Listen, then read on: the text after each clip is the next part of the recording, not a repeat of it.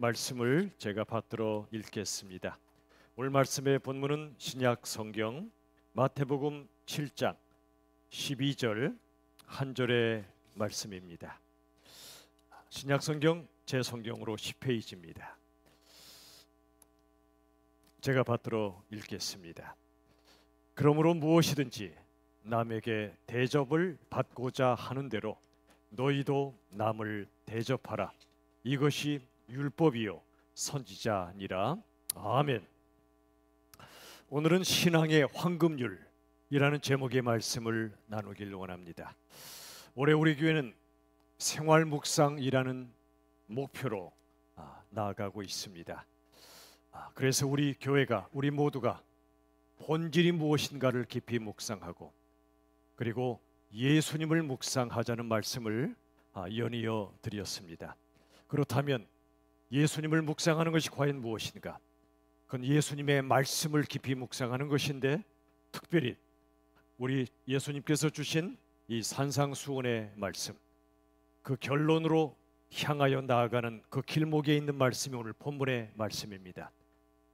마태복음 7장 12절의 말씀을 통해 우리 신앙의 황금률, 반드시 붙잡아야 할 신앙의 원리를 오늘 발견할 수 있기를 바랍니다. 여러분에게 질문을 먼저 하나 드리죠. 사람을 변화시키는 것은 논리일까요? 아니면 사랑일까요? 여러분의 자녀들을 변화시키고 싶으실 때가 있으실 텐데, 여러분의 논리로 자녀가 변화되든가요? 저는 안 되더라고요. 설교 1, 2, 3대지 아무리 읊어봤자 안 되더라고요. 그런데 사랑으로 변화가 되더라고요. 여러분, 기독교의 본질도 논리가 아니라 사랑입니다. 그런데 이 사랑엔 두 핵심이 있습니다. 첫 번째는 경외이며 또 하나는 존중입니다. 하나님을 향한 사랑이 경외이고 사람을 향한 사랑이 존중입니다. 그래서 그리스도인에게 생명과도 같은 두 덕목이 바로 이것입니다. 어떤 상황에서도 하나님을 경외하고 어떤 사람이라도 지극히 존중하는 것. 베드로전서 2장 17절에 이렇게 말씀하지요. 우리 함께 읽겠습니다. 뭇 사람을 공경하며 하나님을 두려워하며. 여기 뭇 사람이죠. 어떤 사람이라도 공경하라, 이게 존중하라는 뜻입니다. 그리고 하나님을 두려워하라, 하나님을 경외하라는 뜻입니다. 하나님을 진실로 경외하는 사람은요, 하나님이 만드신 사람을 진실로 존중합니다. 나는 하나님을 경외해. 그러나 당신은 내가 존중할 수 없어. 이것은 경외함의 진정한 모습이 아닙니다. 가짜 경외입니다. 하나님을 정말로 경외하는데 하나님께서 지으신 사람, 예수님이 피값 주고 사신 그 사람을 존중하지 않는다? 이것은 거짓말입니다. 경외와 존중은 한 세트란 말입니다. 오늘 본문의 말씀은요, 사람을 존중하는 신앙인의 모습을 말씀하고 있습니다. 이른바 황금률이라 불리워지죠. 우리 같이 한번 읽어보죠. 마태복음 7장 12절의 말씀 같이 읽습니다. 그러므로 무엇이든지 남에게 대접을 받고자 하는 대로 너희도 남을 대접하라. 이것이 율법이요 선지자니라. 아멘. 많이 들어본 말씀이죠. 교회 밖에서도 대접을 잘해야지, 그래야 대접받아. 이게 처세술의 말씀입니까? 그렇지 않습니다. 다른 종교나 이 땅에 많은 사람들이 말하는 그런 정도의 말씀이 아니에요. 왜죠? 다시 12절 보세요. 마지막에 이것이 율법이요 선지자니라. 율법과 선지자는 구약 성경의 핵심입니다. 율법서와 선지서, 이 두 가지는 성경의 핵심이죠. 즉 대접을 받고자 하는 대로 남을 대접하라, 이 말씀은 성경 말씀의 핵심이란 얘기입니다. 왜 그럴까요? 하나하나 차근차근 보도록 하죠. 자, 또 하나의 질문 하나 드릴게요.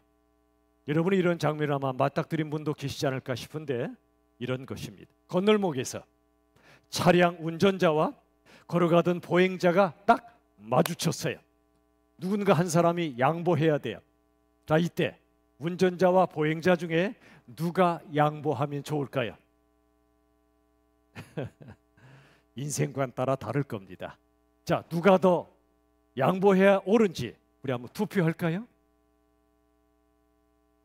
아마 이런 분들도 계실지 몰라요. 이 땅에 내가 힘센 차를 모는데 당신 보행자잖아. 내 앞을 가로막으면 안 되지. 비켜, 내가 갈 거야. 또는 보행자 입장에서 나는 힘이 없는 보행자잖아. 그러므로 힘이 센 당신 운전자가 당연히 멈춰야지. 서로 적대감을 가질 수 있습니다.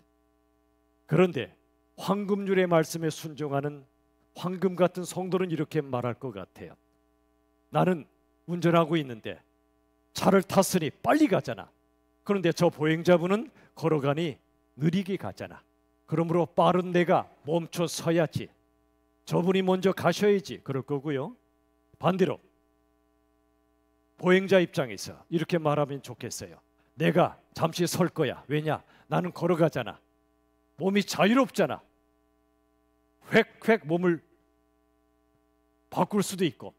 근데 기계를 운전하는 저 사람 얼마나 불편하겠어. 좌회전 우회전도 힘들 텐데 내가 멈춰 서주면 저 사람이 갈 거 아닌가. 적대감이 아니라 존중입니다. 앞쪽은 싸늘하고 차가운 모습이고 뒤쪽은 참 따뜻하고 자비로운 모습이지요. 저와 여러분은 이 두 모습 중에 어느 쪽에 더 가까운가요? 손들라고 하진 않겠어요. 여러분 어느 쪽이십니까? 여러분 이 작은 한 장면이요, 실은 이 땅에 일어나는 수많은 일들의 축소판입니다. 내가 옳다고 생각하고 당신은 틀렸다는 주장, 그리고 힘으로 밀어붙이거나 힘이 없어서 서러워하는 이 땅의 수많은 장면들의 압축판입니다. 여러분 참된 신앙인이라면 적대감이 아니라 존중으로 사람을 대하는 게 마땅합니다. 존중의 다른 말이 있습니다. 환대입니다. 환대가 뭐죠? 환대는 상대방의 존재 자체를 기쁨으로 영접하고 정성껏 대접하는 겁니다. 상대방의 뭐요? 존재 자체를. 돈이 많아서 그를 대접하는 것도 아니고요. 돈이 없어서 그 사람을 홀대하는 것도 아니고요. 지금은 그러지 않길 바라는데 여러 해 전에 몰래 카메라처럼 설치하고 텔레비에 방영된 한 장면이 있었어요. 뭐냐면 외국인이 길 안내를 묻는데 아주 희어멀건한 백인이 길을 물으면 정성껏 친절하게 안내해 주더래요. 그런데 흑인이나 저 동남아시아의 가난한 나라에서 온 분, 그런 분처럼 보이는 분이 길을 물으면 아주 홀대하더래요. 해도 그냥 대충 하더래요. 힘이 있는 자는 우대하고 힘이 없는 자는 박대하는 이 땅의 모습이 드러나더래요. 지금은 안 그러겠지요. 여러분 이 땅은 힘의 원리로 진행됩니다. 진정한 환대는 그게 아닙니다. 힘과 상관없이 그의 존재 자체를 기쁨으로 영접하고 정성껏 대접하는 겁니다. 히브리서 13장 1, 2절 말씀 같이 보실까요? 같이 읽겠습니다.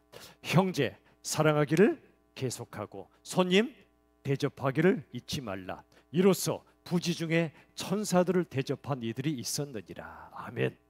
형제를 사랑하는데 어떻게 사랑하라고요? 그 다음에 나오죠. 손님을 뭐하기를? 대접하기를 잊지 말라. 이로써 부지 중에 나도 모르는 사이에 천사들을 대접할 수 있다는 겁니다. 가난한 사람은 변장한 예수님이다, 그런 표현도 있지만 여러분이 그동안에 정성껏 대접하셨던 그분이요 천사일지도 몰라요. 여러분 얼마나 대접하기를 힘쓰고 계십니까? 그의 외모나 그가 가진 힘에 상관없이 존재 자체로 얼마나 영접하고 대접하고 계십니까? 여러분 우리가 사는 세상 현실은요 오늘 본문의 말씀과는 너무나 동떨어진 세상입니다. 존중보다는 적대감으로, 환대보다는 폭언으로, 배려보다는 폭력이 만연한 세상입니다. 1789년엔 자유, 평등, 박애라는 위대한 정신으로 시작된 혁명이 하나 있었습니다. 무슨 혁명이죠? 프랑스 혁명이죠. 다 아시면서 말씀 안 하셨죠. 프랑스 혁명인데 얼마나 위대한 혁명입니까? 자유, 평등, 박애, 이게 성경의 정신이죠. 그런데 이 위대한 혁명을 방해하는 세력이 등장했습니다. 이른바 반혁명 세력입니다. 그러자 로베스피에르라는 사람이 이 반혁명 세력을 제거하기로 마음먹습니다. 이른바 공포 정치를 시행합니다. 프랑스 혁명이 완수되어야 한다. 이걸 위해서는 다른 세력들을 제거해야 된다. 강력한 조치가 필요하다고 판단했어요. 그래서 경제, 군사, 치안 등 모든 권력을 장악해서 반혁명 세력들을 숙청했습니다. 그 결과가 어떻게 됐을까요? 자유평등 박애란 프랑스 혁명의 정신이 구현됐을까요? 아닙니다. 완벽하게 실패했습니다. 처참하게 실패했습니다. 왜 실패했을까요? 이 로베스피에르가 혁명의 이상을 지킨다는 뜻은 좋았어요. 그런데 뭐가 잘못됐죠? 방법이 잘못된 겁니다. 극단적이고 폭력적인 방법을 사용했기 때문입니다. 지금 우리나라도 법치주의와 자유민주주의를 부르짖지 않는 사람 한 사람도 없어요. 그런데 문제가 뭐죠? 뜻은 좋아요. 다 나름의 뜻은 좋은데 방법이 잘못된 경우가 너무나 많아요. 너무나 많아요. 이 뜻을 이루기 위하여 폭력적인 방법을 사용해도 된다는 사람들이 너무나 많아요. 여러분, 저는 올해 목표, 우리 교회 목표가 생활 묵상인데 세상을 보면, 아니 우리의 마음을 보면 생활 폭력이 스며들어 있지 않나 스스로 돌아봅니다. 생활 폭력이 뭐죠? 내가 옳다는 이유로, 다른 사람이 내가 보기에 틀렸다는 이유로 함부로 말합니다. 함부로 말하는 게 점점 심해지면 그게 폭언이 됩니다. 폭언이 물리적인 폭력으로 나아가게 됩니다. 그래서 수많은 가정들이 깨지고요, 교회도 깨지기도 하고요. 세상은 말할 것도 없습니다. 왜 이런 일이 벌어지고 있나? 오늘 본문의 말씀을 깊이 묵상하지 않기 때문에 그렇습니다. 이 말씀을 내 삶에 실천하려고 깊이 순종의 노력이 부족하기 때문에 그렇습니다. 여러분, 바브라 윌터의 책 내전은 어떻게 일어나는가란 책을 보면 이런 내용들이 등장합니다. 2020년 10월 미국의 미시간주에서 극우단체 회원들이 그레첸 휘트모 주지사의 코로나19 방역에 불만을 품었습니다. 자유롭게 다니고 싶은데 왜 우리의 자유를 제한하냐고. 그래서 주지사를 납치할 계획을 세웠어요. 그게 만천하에 드러났습니다. 그해 11월 대선에서 트럼프 대통령이 패배했습니다. 이번에 다시 대통령이 되었지만 그 당시 2020년 11월 대선에서 그가 패배하자 그 다음 해 1월 6일에 트럼프 지지자들이 연방의회 의사당을 습격했습니다. 우리나라 지난 1월 19일에 서울의 서부지방법원을 난입하는 폭력 사태가 벌어졌습니다. 이 사건을 두고도 참 기가 막힌 수많은 동영상들이 난무하더라고요. 여러분, 성경의 원리를 깨닫지 못하면 내 얄팍한 생각이나 다른 사람들의 선동에 휘둘리기가 쉽습니다. 지금 한국 사회와 심지어 기독교계 안에도 선동가들이 너무나 많습니다. 왜 우리나라가 선동이 잘 먹히냐면 어느 학자가 연구해 보니까 국민들의 그 감성 과잉이 그 원인 중에 하나라고 말합니다. 감성 과잉이 뭐죠? 우리 감성은 소중한 거예요. 눈물도 많이 흘리고요. 그리고 분노하기도 하고요. 다 나쁜 거 아니에요. 우린 불의에 분노해야 됩니다. 눈물 흘려야 됩니다. 문제는 그게 지나치다 보니까 그 감성 과잉을 이용하는 수많은 선동가들이 너무나 많아지고 있다는 겁니다. 여러분, 지난 서울지방법원 난입 사태를 보며 많은 해석들이 있고 많은 반응들이 있는데 하나, 여러분 법을 지킨다는 건 국가를 지키는 겁니다. 합의하여 법을 만들었으면 그 법을 지키는 것이 얼마나 중요한지 모릅니다. 사람이 다스리지 않고 법이 다스린다. 네 글자로 뭐라고 하죠?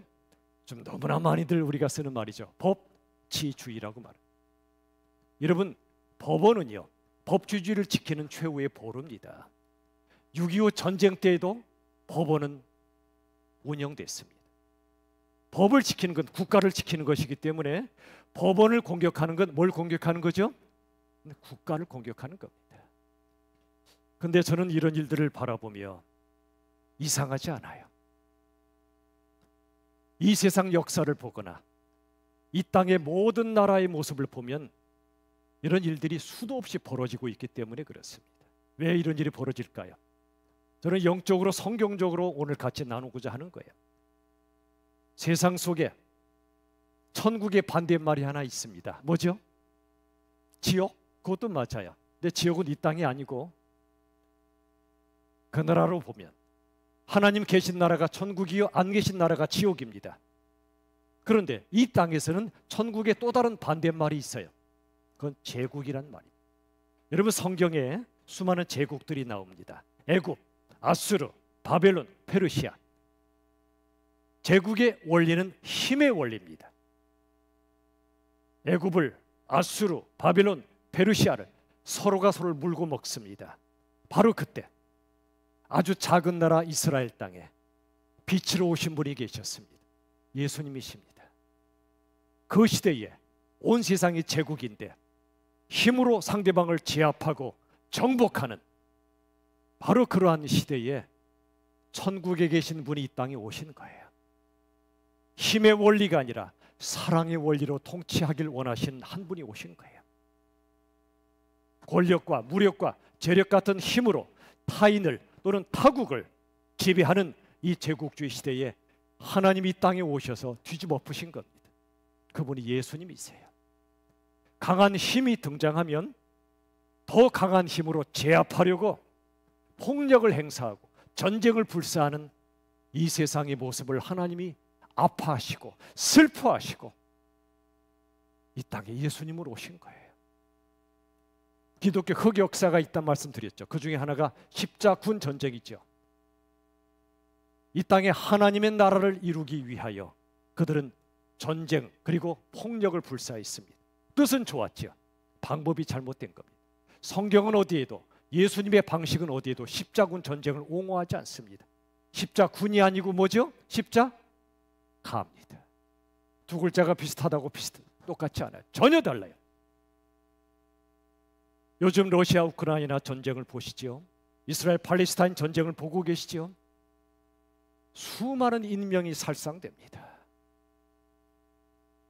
중국과 미국, 미국과 중국의 패권 다툼이 일어나고 있고요. 요즘 경제 전쟁이 얼마나 일어나고 있습니까? 내 나라 위하여 다른 나라를 무찌르려고 합니다. 이주민들을 쫓아내려고 합니다. 수많은 모습들을 봅니다. 여러분, 성경을 자세히 묵상하지 않으면 세상 이념으로 이 세상의 모든 걸 해석하기 쉬워요. 여러분, 천국의 반대의 말이 뭐라고요? 이 땅의 제국입니다. 천국은 사랑의 원리로, 제국은 힘의 원리로 진행됩니다. 문제가 있어요. 예수 믿는 우리 속에도, 천국을 바라보는 우리 안에도 세상 속에서 살다 보니 힘의 원리, 제국의 원리로 교회가 운영되고 우리도 살아갈 위험성이 너무나 커요. 여러분, 제국의 방식을 다른 말로 하면 파시즘의 방식이라 부를 수 있어요. 일본의 군국주의와 이탈리아의 파시즘과 독일의 나치즘은 한 통속입니다. 역사상 일어났던 아주 안타까운 방식이죠. 반대쪽엔 공산주의가 있어요. 공산주의는 절대로 용납될 수 없는 하나님을 부정하는 악한 사상입니다. 그런데 그 또 다른 반대편에는 방금 말씀드린 군국주의, 파시즘, 나치즘이 있었어요. 나치즘이 뭐죠? 나치즘은 나치오널리즘, 내셔널리즘, 국가주의란 말입니다. 우리 국가를 위해서라면 다른 국가는 정복해도 된다는 겁니다. 여러분, 제국의 방식, 파시즘의 방식의 뿌리에 다윈의 법칙이 있어요. 다윈의 법칙 잘 아시죠? 적자생존, 약육강식, 자연도태의 법칙 많이 배우셨죠? 우리 사랑하는 자녀들이 열심히 공부합니다. 문제는 뭐죠? 이 다윈의 법칙의 뿌리엔 이런 사상이 숨어 있어요. 강자가 약자를 지배하는 게 자연의 순리다. 여러분 어떻게 생각하세요? 정글의 법칙이죠. 우리 가끔씩 동물들이 나오는 텔레비 프로그램 보면 많이 보시죠. 호랑이나 사자가 달려와서 죽이는 이런 장면들이죠. 여러분, 늑대의 자유가 사슴에겐 위협이란 말이 있습니다. 힘이 있는 늑대가 자유롭게 이빨을 드러내면 그 사슴에겐, 연약한 사슴에겐 생명의 위협이 된단 말입니다. 여러분, 이 다윈의 법칙을 인간 사회에 적용한 사회학자가 있었어요. 허버트 스펜서란 학자입니다. 더 큰 문제가 발생한 게 뭐냐면 이 학자를 열렬히 추종한 정치가가 독일에 등장했었습니다. 누구죠? 히틀러입니다. 그는 이 세계가 무한 경쟁이 펼쳐지는 정글이라고 믿었어요. 그런데 저 유대인들 보니까 마음에 안 들어요. 우리 게르만 민족은 우월한 유전자를 가졌고 저들은 안 좋은 유전자를 가졌으니 저들 때문에 세상이 안 좋아지고 있으니 저들을 죽이자고 말했어요. 나치즘에 빠져 아우슈비츠 대학살로 수많은 사람이 죽고 말았어요. 이 상황을 보았던 독일의 의식 있는 사람들, 크리스찬들과 수많은 학자들이 이 문제의 본질이 뭐냐를 연구하기 시작했어요. 어떻게 히틀러 같은 이런 자가 탄생하는 독일이 되었나? 국민이 뽑은 사람이에요. 어떻게 그를 뽑았나 연구한 결과 교육에 문제가 있음을 발견했어요. 그래서 1970년 교육 대개혁을 단행했습니다. 초등학교 때부터 등수, 석차 없애버렸어요. 일체의 우열관계 없앴어요. 혹시 옛날에 그런 분 계세요? 우열반 경험해 보신 분 계세요? 공부 잘하는 친구들은 우등반, 성적이 좀 떨어진 친구들은 열등반. 어느 반에 계셨냐고 묻지 않을게요. 저는 그 장면을 보면서 정말 마음이 아프고 슬프더라고요. 꽃같이 피어날 어린아이들에게도 우열관계를 심어주는 거예요. 잘한 아이들은 우쭐해지고 못한 아이들은 우울해지고. 우리나라 초중고 12년 교육을 잘 살펴보면 참 가슴이 아파요. 독일이 했던 교육 대개혁이 우리나라에게도 필요해요. 그런데 우리가 의아하죠. 등수 석차가 없다, 일체 우열이 없다, 심지어 대학도 서열이 없어요. 인류대학, 이류대학 이런 개념이 없어요.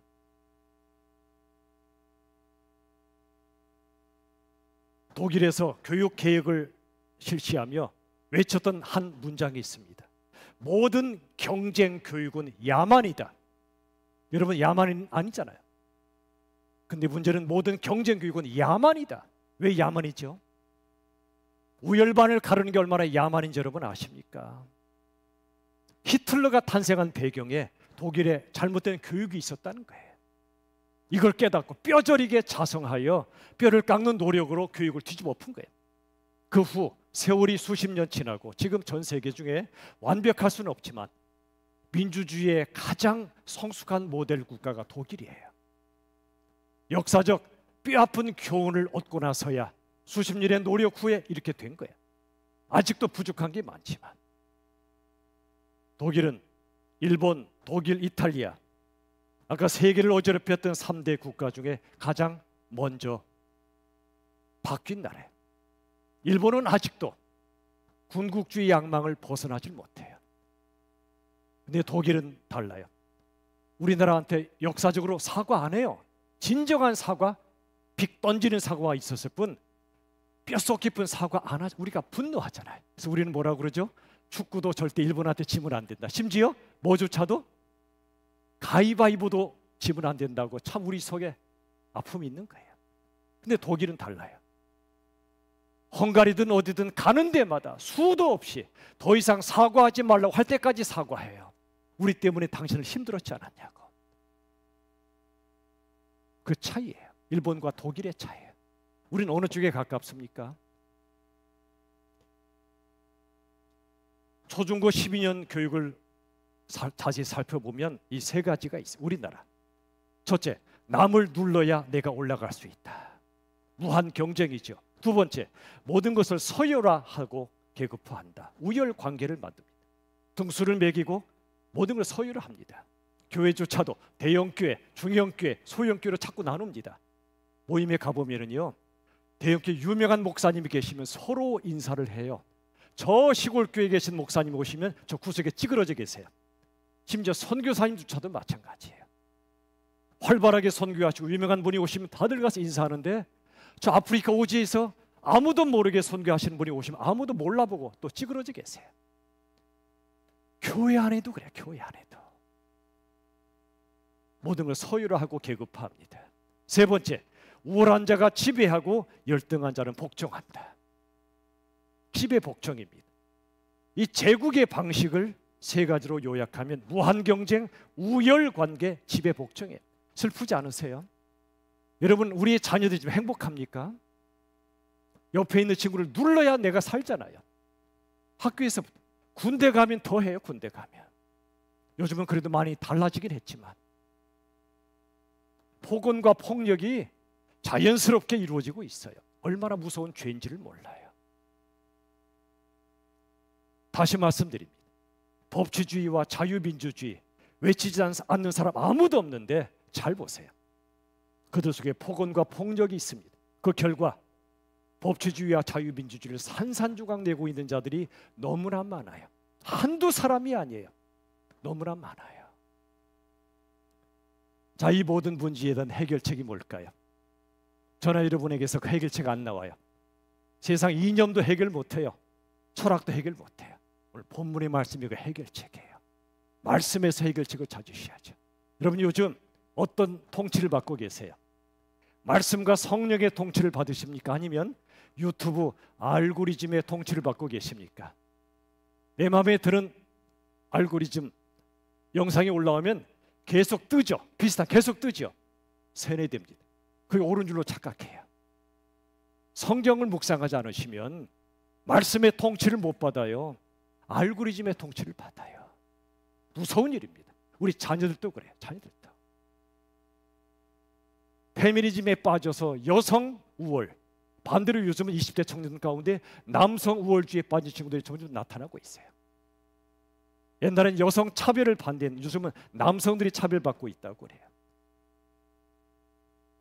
이게 바로 하나님의 말씀의 깊은 진리를 깨닫지 못하니까 세상의 원리 따라 그렇게 휘둘리고 서로 분열하는 거예요.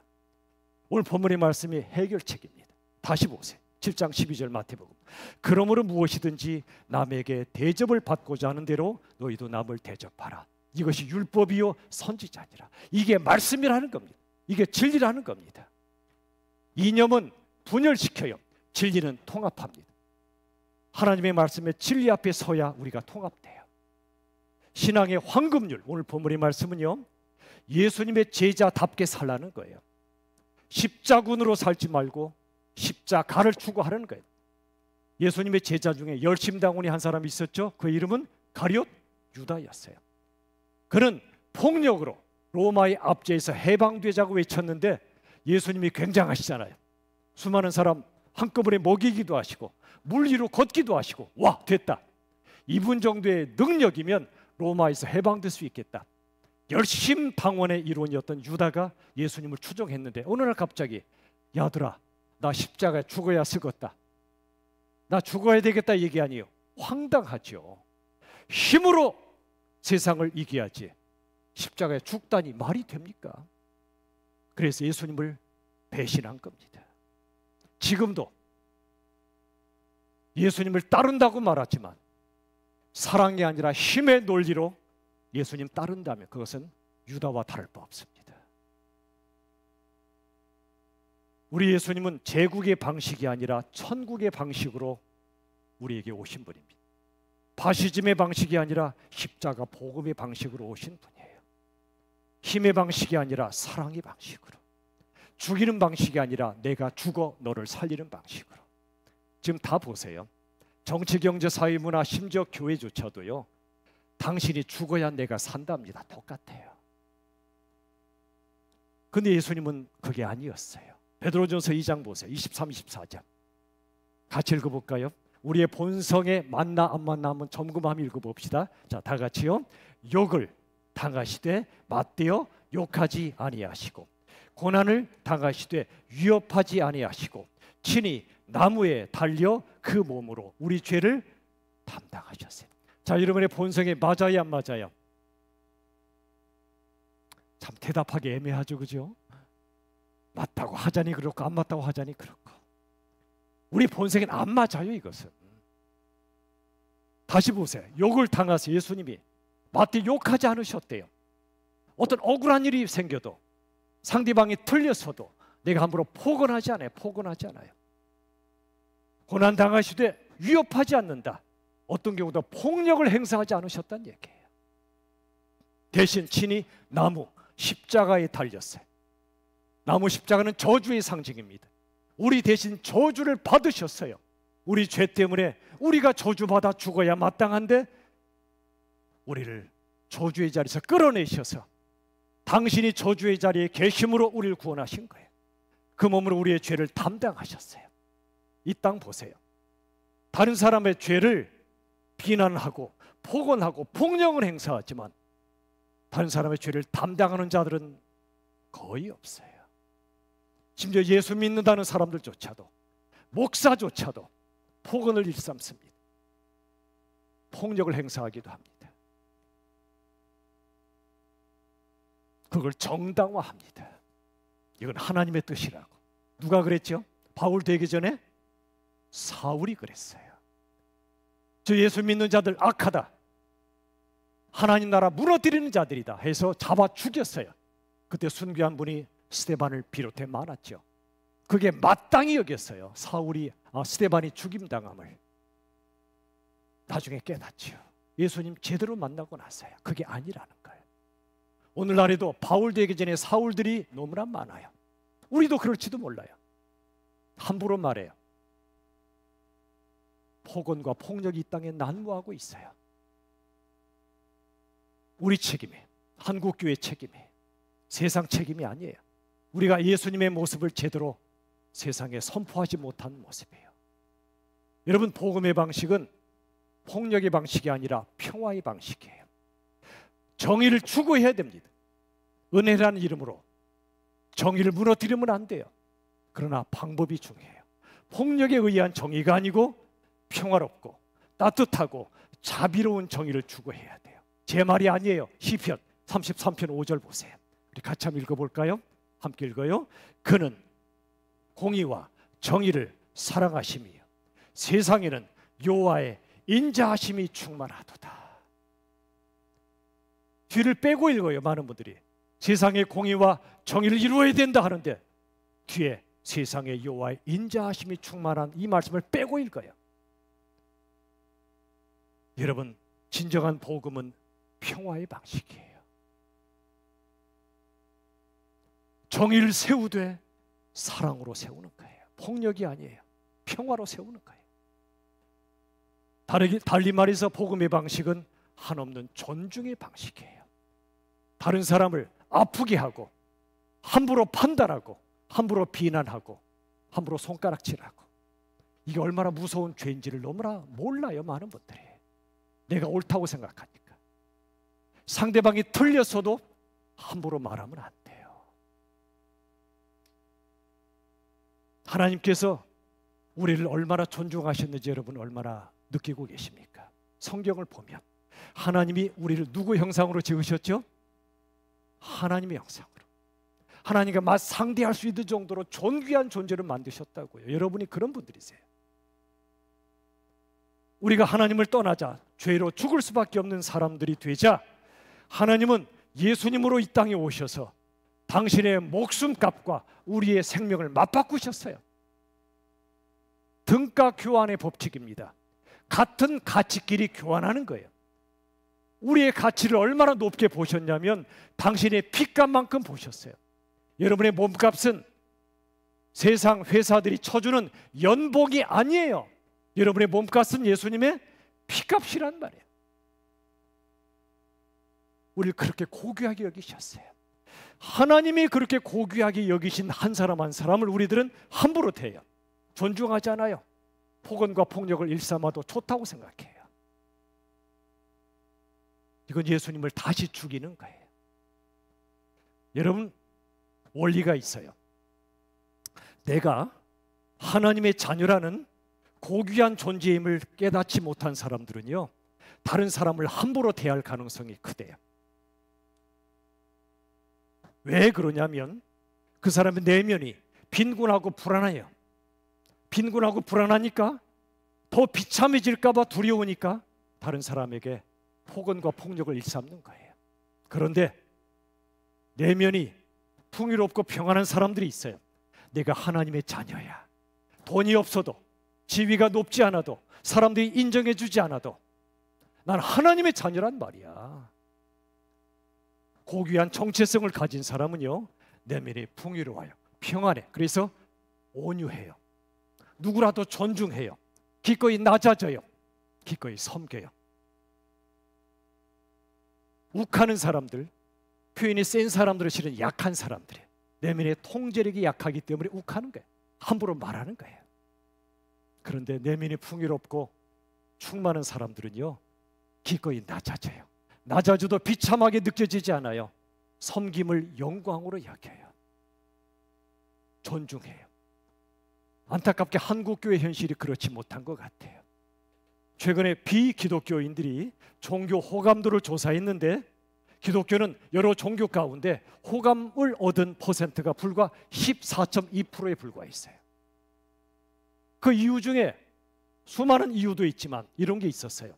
기독교인들의 독선적 태도, 그 다음에 혐오 발언, 폭언과 폭력을 일삼는 기독교인들, 선동가들, 목사도 있고 성도들도 있고, 사람들을 존중하는 겸손한 태도가 우리 안에 얼마나 있습니까? 바울의 말처럼 내가 죄인 중에 괴수인데 저 죄인들을 향하여 함부로 말하는 수많은 사람들이 교회 안에 있다는 거예요. 철학자 칸트가요, 존엄성의 법칙을 발표한 적이 있습니다. 이런 내용이에요. 어떤 경우에도 사람을 수단이 아닌 목적으로 대하라. 어떤 경우에도입니다. 만약 제가 여러분들을 제 목회 성공에 수단으로 여기는 모습이 보이거든 당장 쫓아내세요. 여러분은 제 수단이 되면 안 되죠. 제가 섬겨야 될 목적이지요. 항상 제 마음을 돌아보고 회개하고 다시 주 앞에 설 때가 너무나 많아요. 여러분 어떻습니까? 다른 분들을 수단으로 여깁니까? 목적으로 여깁니까? 다른 사람을 존중하는 첫 번째가 그를 목적으로 여기는 거예요. 사업을 하시거나 장사하시는 분들은 고객들이 많이 오면 좋죠. 돈 버니까. 바로 그 순간 돌아보세요. 나는 고객들을 수단으로 여기나 돈벌이의 수단으로 여기나 아니면 내가 섬김으로 그들에게 행복을 주는 목적으로 여기나. 목적으로 여기면 돈은 따라오는 거예요. 수단으로 여기면 돈 벌어도 저주요, 못 벌어도 저주예요. 인간의 존엄성을 무너뜨리는 어떤 억압과 착취도 허용하지 않는 거예요. 남녀노소 빈부 귀천에 상관없이 누구라도 존귀 여기는 겁니다. 어린아이라도 그의 눈높이까지 낮아졌어요. 그의 마음을 알아주고 존중히 여깁니다. 애들은 가라 이게 아니고요.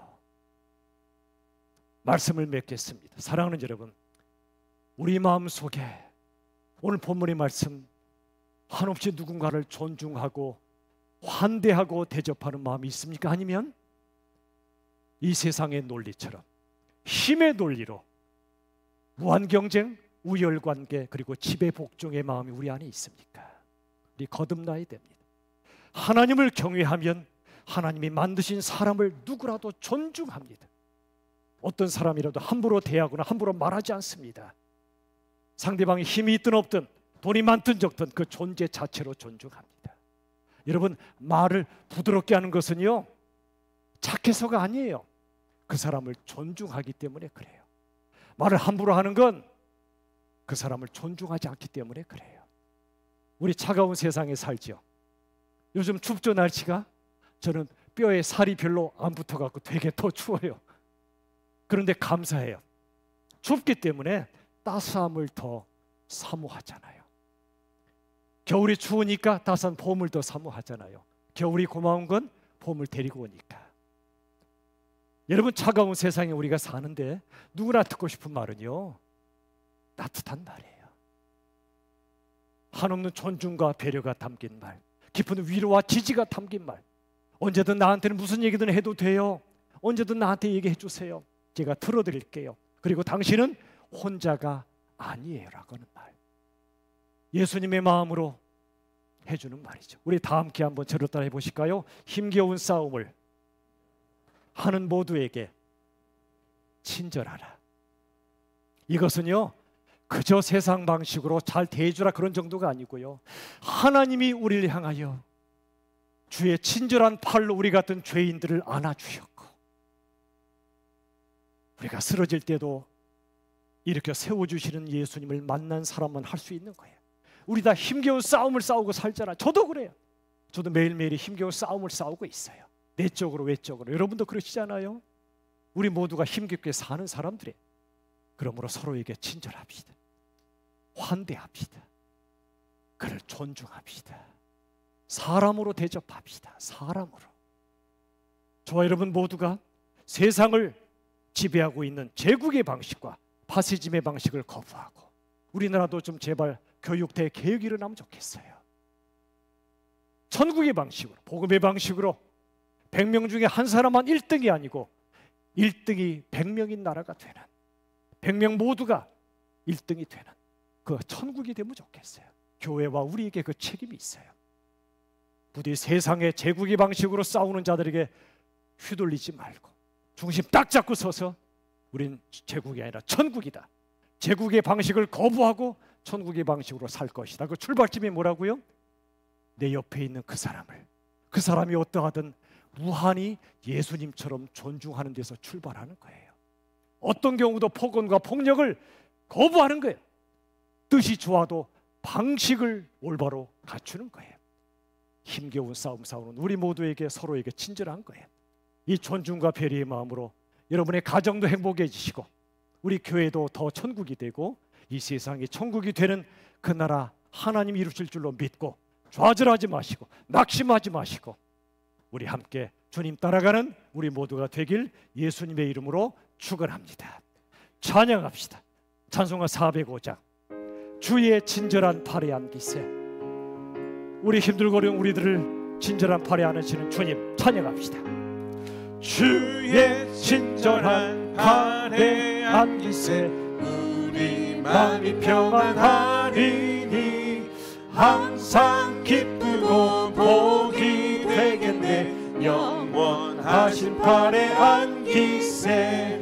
주의 팔, 그 크신 팔에, 그 크신 팔에 안기세.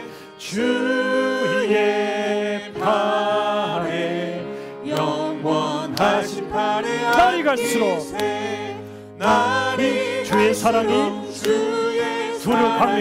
두루 광명하게 비치고, 천성 가는 길 편히 가리니. 영원하신 팔에 안 주의 팔에, 주의 팔에, 그 크신 팔에 안기세. 주의 팔에, 영원하신 팔에 주의 보좌로 나아갈 때, 주의 보좌로 나아갈 때 기뻐 찬미 소리 외치고, 겁과 두려움 없어지리니. 영원하신 팔에 기쁨으로 찬양합시다. 주의 팔에, 그 크신 팔에 안기세. 주의 팔에, 영원하신 팔에 안기세. 요즘 날씨도 추웠고 세상도 참 추우셨죠? 그러나 주님의 친절한 팔이 우리 모두를 안아주심을 믿으시기 바랍니다. 오늘 핵심 메시지를 한 문장으로 압축했어요. 참 신앙인은 어떤 사람이라도, 심지어 죄인이라도 존중하며 배려합니다. 정의를 추구하되 사랑으로, 폭력이 아닌 평화롭고 따스한 자비로운 평화를 추구합니다. 지금 묵상의 기도를 드립시다. 하나님을 경외하듯이 모든 사람을 존중하고 따뜻하게 대접하는 바로 그 사람이 내가 되게 해달라고, 내가 되게 해달라고. 그래서 가정이 천국이 되고 교회가 천국이 되고 그 천국이 세상으로 밀려갈 수 있도록 이 시간 함께 묵상의 기도를 드립시다. 하나님 아버지, 인도해 주세요. 역사하시고 내 안에 역성을 역사하시고 이 세상을 향하여 우리 모두가 어떻게 살아야 될지를 깨닫게 주시고 인도해 주세요. 함께해 주세요. 아버지,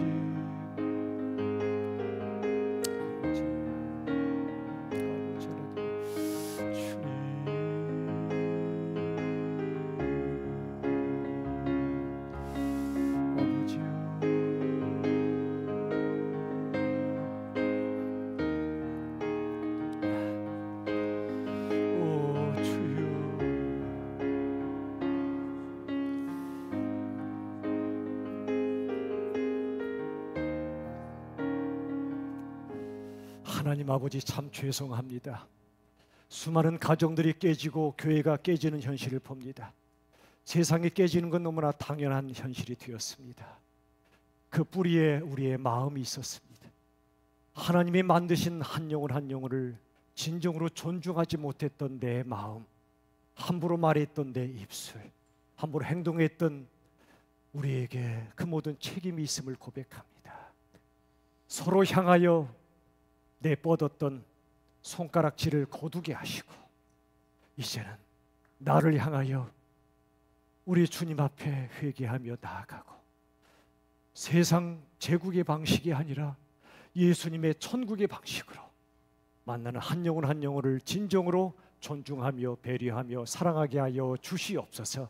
그리하여 가정들이 회복되고 교회가 회복되고 세상도 회복되어 예수님의 천국이 이 땅에 이루어지게 하여 주시옵소서.